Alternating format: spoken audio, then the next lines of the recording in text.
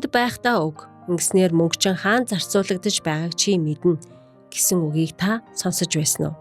Нас барсны дараа гэр бүлдээ болон Бурхны ажилд мөнгө хөрөнгөө үлдээх нь ухаалаг хэрэг боловч бидний бүх зүйлийн жинхэнэ эзэн Бурхан биднийг амьд байхдаа өгөөмөр сэтгэлээр өгөхийг уриалдаг.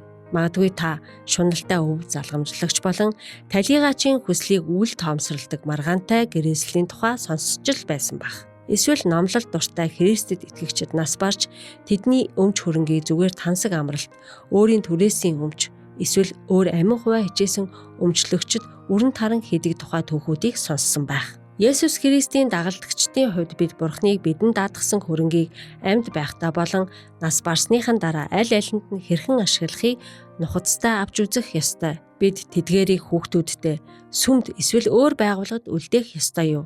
Бурхны хөрөнгийг хуваах зөв хуваарлт одоо бидний гарт байна уу?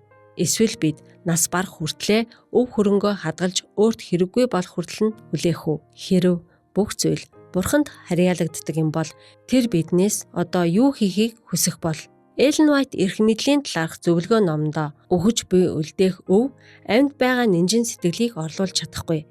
Бурхны үйлдэгчид өдөр бүр сайн үесээр Бурханд өгөөмөр өргөл өргөх ёстой гэж бичжээ. Тиймээс бид Бурхны 11 болон амлалтын өргөлийг өргөхдөө амьд байхдаа өг. Ингэснээр мөнгө чинь хаан зарцуулагдаж байгааг чи мэднэ гэсэн мэрэгэн үгийг санацгаая. Өөрсдийгөө адагт Бурхныг нэгдүгээр тавьцгаая.